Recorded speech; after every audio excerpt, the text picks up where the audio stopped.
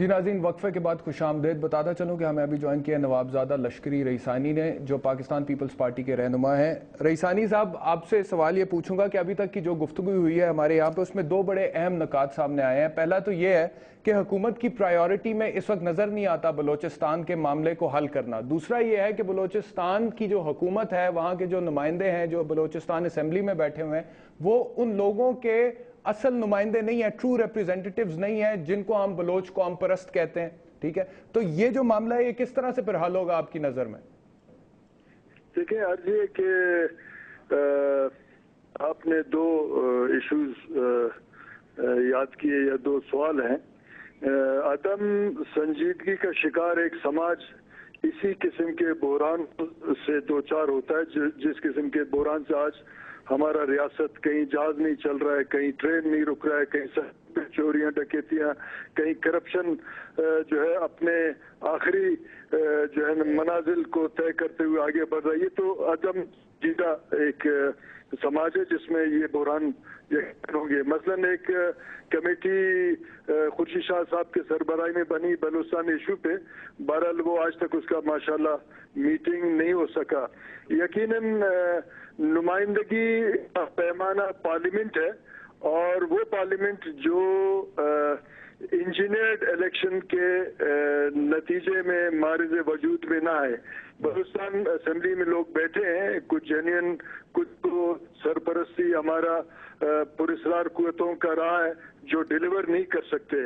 اس سے زیادہ خوفناک ایشو یہ ہے کہ جنرل ضیاء کے دور سے آج تک ایشوز کو حل کرنے کے بجائے ان کو دبانے کی کوشش کی گئی، اور سسٹمیٹک ایلیمینیشن آف لیڈرشپ پورے پاکستان میں، خصوصاً بلوچستان میں کی گئی، اور جس کے نتیجے میں ایک مصنوعی لیڈرشپ کو ابھارا گیا۔ سر، اب جو موجودہ حکومت ہے آپ سمجھتے ہیں کہ وہ سیریس ہے، وہ بلوچستان کے معاملے کو اس وقت دیکھ رہی ہے تشویش کی نظر سے اور اسے حل کرنا چاہتی ہے فوری طور پر، یا اہلیت رکھتی ہے اپنے اندر اسے حل کرنے کی؟ دیکھیں، اب اگر جہاں ایلیمینیشن آف لیڈرشپ ہو تو وہاں پہ نااہل لیڈرشپ آ جاتی ہے۔ اب عدم سنجیدگی کا شکار ایک سماج ہے جہاں لیڈر بھی ہم جیسے لوگ ہوں گے۔ مجھے یہ لگتا ہے کہ سنجیدگی اور اہلیت کا ایک ملا جلا جو ہے ایک تاثر ہے کہ یہ مسئلہ حل کرنے کی اہلیت نہیں رکھتے ہیں، اور میں متواتر اپنے لیڈرشپ کو مختلف حوالوں سے بتاتا رہا۔ کیسے حل ہوگا بلوچستان کا مسئلہ آپ کی نظر میں، اگر ہماری حکومت میں اس وقت یہ اہلیت ہی نہیں ہے اس مسئلے کو حل کرنے کی، اور آپ کہہ رہے ہیں کہ میں اپنی لیڈرشپ تک یہ کمیونیکیٹ بھی کر چکا ہوں، تو پھر اب یہ مسئلہ کیسے حل ہوگا؟ کیونکہ حالات تو بہت خراب ہوتے جاتے ہیں نا سر۔ ہم دیکھ رہے ہیں اب تو نیشنل ٹیلی ویژن کے اوپر کل آپ پروگرامز دیکھیں جو بلوچستان کے اوپر ہوئے ہیں، نیشنل ٹیلی ویژن کے اوپر آ کر ایسی باتیں ہوئی ہیں جو میری ذاتی نظر میں ہائی ٹریزن میں بھی جا سکتی ہیں۔ تو اب ان حالات کو پھر کون کنٹرول کرے گا، کیسے کریں گے؟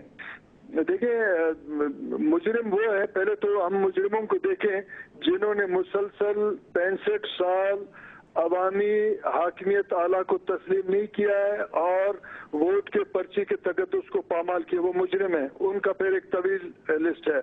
اب عرض یہ ہے کہ جو ہمارا عسکری قیادت ہے، سیکیورٹی فورسز ہیں، حکومت وقت ہے، پہلے وہ اپنا سنجیدگی کا مظاہرہ کرے، مل بیٹھے، اس کے بعد تمام political parties, media, civil society Balochistan کی ایشو کو سمجھیں۔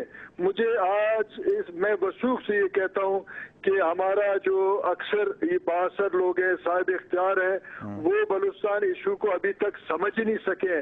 جب میں نشاندہی کرتا رہا اپنے اعلیٰ قیادت کو، تو ان کا عدم سنجیدگی، عدم توجہ اس بات کا نشاندہی کر رہا ہے کہ ہم سمجھ نہیں سکتے ہیں بلوچستان کی ایشو کو۔ پہلے سمجھ لیں، اس کے بعد حل تلاش کر لیں۔ اچھا، وہ کہہ رہے ہیں کہ ابھی تک ہم صحیح طرح سے بلوچستان کے ایشو کو سمجھتے نہیں ہیں، پہلے ہم اس کو سمجھ لیں، اس کے بعد پھر اس کا حل تلاش۔ اب جو پولیٹیکل ڈائیلاگ کی ہم بات کرتے ہیں کہ فوج کے تھرو معاملات حل نہیں ہوتے ہیں، پولیٹیکل ڈائیلاگ سے ہی آپ کسی بھی اسی طرح کے مسئلے کو حل کر سکتے ہیں۔ پولیٹیکل ڈائیلاگ بھی اب صرف اگر کرتے ہیں ہم تو کیا وہ کامیابی کی طرف ہمیں لے کے جائے گا، یا پھر پولیٹیکل ڈائیلاگ کر کے فوری طور پر امپلیمنٹیشن کرنے کی ضرورت ہے ہمیں؟ جیسے آغاز حقوق بلوچستان ایک پیکج تو آیا لیکن امپلیمنٹیشن نہیں ہوئی۔ نہیں، میں نے تو عرض کیا اس سے پہلے بھی کہ پہلے سول ملٹری ڈائیلاگ اور اس کے بعد پولیٹیکل لیڈرشپ ان سے اختیار لے کے وہ پھر بلوچ ناراض لوگوں سے مذاکرات کریں. جو رئیسانی صاحب نے باتیں کہہ دی نا، میرے خیال میں اس کے بعد تو کسی ہمارے تجزیے اور تبصرے کی ضرورت ہی نہیں رہ جاتی. وہ ایک معزز با اثر سردار ہیں، وہ چیف منسٹر صاحب کے بھائی ہیں، وہ پیپلز پارٹی کے رہنما ہیں. وہ 3 بنیادی خامیوں کی وہ نشاندہی کر رہے ہیں. نمبر 1، لیڈرشپ سنجیدہ نہیں ہے. نمبر 2، اگر سنجیدہ ہے تو اس کی انڈرسٹینڈنگ نہیں ہے، ٹھیک. اور نمبر 3، اس کے پرائرٹیز میں شامل نہیں ہے. اور ان جیسے لوگ ان کو متوجہ کرتے رہے اور اس کے باوجود بھی وہ اس طرف توجہ نہیں دے رہے ہیں. تو اصل ضرورت وہی چیز کہ جو ہم پولیٹیکل لیڈرشپ کی بات کر رہے ہیں، اس میں کوئی شک نہیں کہ ڈرائیونگ سیٹ پہ عملاً اس وقت اسٹیبلشمنٹ بیٹھی ہوئی ہے بلوچستان اور فاٹا وغیرہ میں. یہ بھی حقیقت ہے کہ ادھر بلیدی صاحب کو، رئیسانی صاحب کو یا ایون زرداری صاحب اور گیلانی صاحب کی بات کو بھی نہیں مانا جا رہا ہے. لیکن سوال یہ ہے کہ کیا ان معاملات کو اپنے ہاتھ میں لینے کے لیے ہماری سیاسی لیڈرشپ نے وہ قوت اس کا مظاہرہ کیا ہے؟ مثلاً جو ریزسٹنس زرداری صاحب اور ان کے ساتھی میمو کے معاملے پہ اسٹیبلشمنٹ اور جوڈیشری کیا کر رہے ہیں؟ کیا بلوچستان کے مسئلے پہ انہوں نے اسٹیبلشمنٹ کی وہ ریزسٹنس کی ہے؟ جو لانگ مارچ میاں نواز شریف صاحب نے پنجاب میں اپنی حکومت کے خاتمے کے جواب میں یا پھر چیف جسٹس کی بحالی کے لیے کیا ہے، کیا کبھی انہوں نے اسی طرح کے لانگ مارچ بلوچستان اور فاٹا کے معاملات پہ کیے ہیں؟ تو اس میں دوسری بات یہ ہے کہ میں ان کے لیے اور رئیسانی صاحب اور زرداری صاحب کے لیے اختیار چاہتا ہوں. میں ان سے کہتا ہوں کہ آپ یہ ملٹری جہاں بھی اس طرح کے معاملات میں انوالو ہوگی اس کا خراب نتیجہ ہی نکلے گا. لیکن پہلے تو انہوں نے اپنے آپ کو بھی کمپیٹنٹ ثابت کرنا ہے نا. میں اگر چاہتا ہوں کہ میں احتشام کی جگہ ادھر آ کے بیٹھنا چاہتا ہوں، تو ایک تو یہ کہ مجھے اپنے آپ کو جسٹیفائی کرنا ہوگا کہ ہاں میں اس کی جگہ بیٹھ سکتا ہوں. تو جو ہماری سیاسی قیادت کا اپنے دیگر فرنٹ پہ جو اس کی پرفارمنس ہے، پھر ان کی پرائرٹیز کا بھی ہے. تو اس لیے ہم کہتے ہیں کہ یہ سیاسی قیادت بھی مجرم بن جاتی ہے. اور ایک اور چیز اس وقت آپ دیکھیں ٹیکنیکلی، اس روز آئی جی ایف سی ایک نقطہ آئی جی ایف سی نے مجھے بتایا کہ ہم ادھر جو ہیں تو میں انٹیریئر منسٹری کے ریکویزیشن پہ ہوں اور چیف منسٹر صاحب کی ہدایت پہ سب کچھ کر رہا ہوں. اب یہ لوگ یا تو اعلان کر دے کہ نہیں ہم نے نہیں بلایا ہے، اور اگر ان کی بات نہیں مان جا رہی ہے تو حکومت چھوڑ دے پھر اور کہہ دے کہ بھائی ہماری بات یہ نہیں مان رہے. ٹھیک ہے.